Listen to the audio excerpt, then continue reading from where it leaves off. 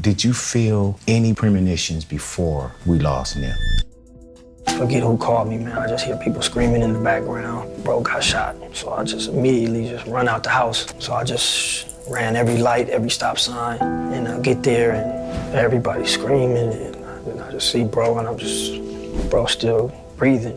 Somebody had the ambulance on the phone. Everybody screaming. I was just like, man, shut the fuck up. Just trying to do the best that we could. And finally, police came and ambulance came, and they took him.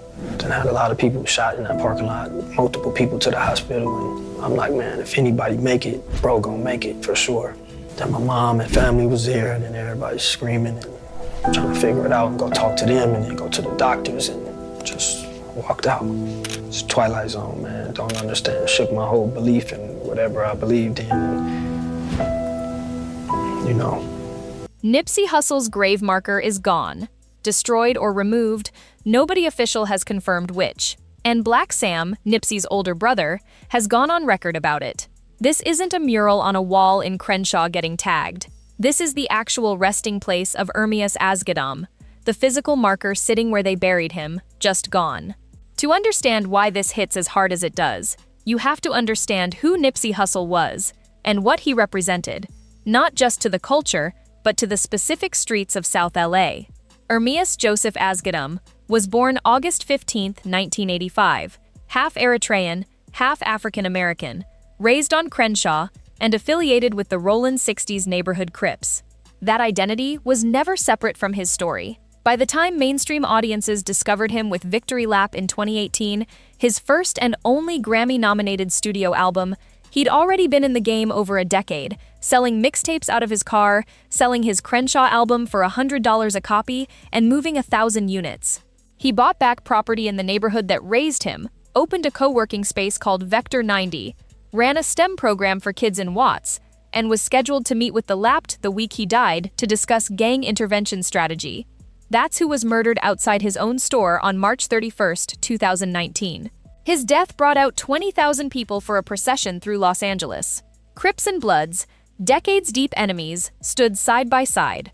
People called it historic, said it might actually change something. The attacks on his legacy started almost immediately. By May 2019, just weeks after his murder, the mural at Slauson and Crenshaw near where he built everything was vandalized. Someone wrote Capone NK across it in red ink, NK meaning neighborhood killer, a direct slur against Crip-affiliated neighborhoods, in the color associated with Bloods. His best friend Cowboy stood in front of that defaced mural on camera, visibly shaken, saying that's how some people really feel, disrespecting dead people. The community repaired it. It got defaced again within 24 hours, same spot, same red ink. Whoever did it wasn't careless. They were sending a message on purpose. Then, in July 2021, a young man named Zariah Rivera, known online as Indian Red Boy, was on Instagram Live in Hawthorne, California, talking to someone named Capone, the same name written across that mural. Rivera, allegedly connected to Bloods, was shot multiple times in the head by a walk-up shooter and died on camera in front of his followers. Hawthorne PD's Lieutenant Goins described it as a targeted gang-related shooting. Some sources floated other explanations, including a dispute unrelated to Nipsey entirely, and the official motive was never formally confirmed. But the connection between the victim and the name on that mural wasn't lost on anyone paying attention. Now, the grave itself. Nipsey was laid to rest at Forest Lawn Memorial Park in Hollywood Hills following that massive procession. For years afterward, his grave reportedly had no marker at all, just a flat patch of ground. Videos from January 2022 show it still unmarked. Videos from January 2025 show flowers placed there, but still no tombstone. Reports indicate a marker was finally installed sometime in 2024, years after his death. Then, in October 2025, someone photographed the site again, and the marker was gone. Whether it was removed by the family, taken by the cemetery for maintenance, or destroyed by someone else entirely isn't publicly confirmed. But the timeline itself, unmarked for years, finally marked in 2024, gone again within roughly a year, is what's driving the conversation right now. That's where Black Sam comes in. Sam Asghedom, Nipsey's older brother, has been one of the more measured voices in all of this, someone who chooses his moments rather than speaking recklessly. In August 2024, he sat down with Big Boy for a long interview that opened up parts of this story that had never been discussed publicly before. He talked about the day of the murder itself, describing what he understood the security protocol at the Marathon store was supposed to be, team members visible and armed in the doorway as a deterrent. That day, the doorway was reportedly empty. He described what he says he was told happened next. Someone shirtless walked through first to check the scene, saw the doorway was unguarded, left, and came back wearing a red shirt before approaching through an alley and opening fire. Sam pointed out that you can't easily buy a red shirt in that neighborhood, and that in his understanding, wearing one walking through that area felt like a deliberate signal.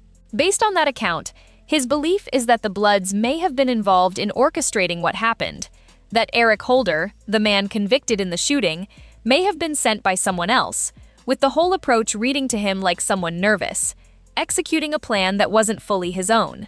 It's worth being clear about what this actually is. That's Black Sam's personal account and theory, built on what he says he was told secondhand. It's not a confirmed finding, and the official case resulted in Eric Holder's conviction tied to a personal dispute between him and Nipsey, not a confirmed gang conspiracy. But it's also not nothing. It's the brother who organized that procession, who's carried this for years, putting his own theory on the record publicly for the first time.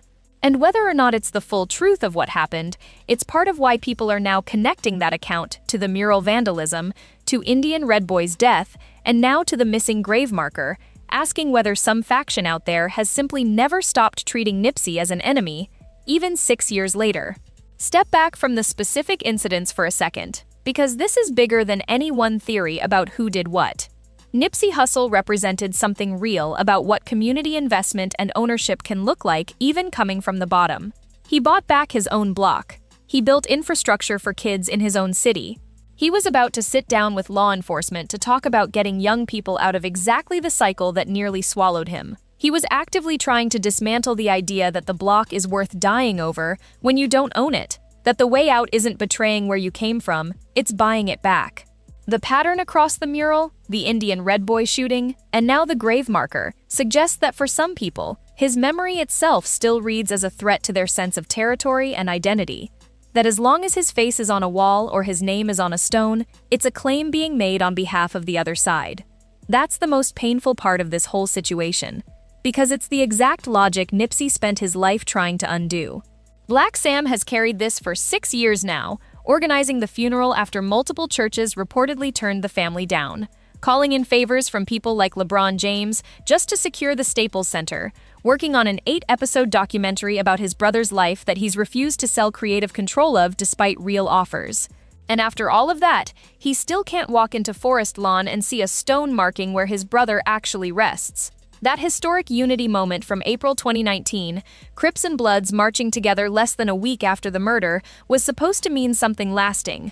Instead, piece by piece, it's been chipped away. A mural tagged, a young man shot live on camera, a tombstone that disappeared within a year of finally being placed. Whatever Nipsey's death was supposed to represent for that unity, the years since have made it clear the underlying conflict never actually went away. Somebody needs to answer for what's happening at Forest Lawn right now, in the most basic human sense if nothing else.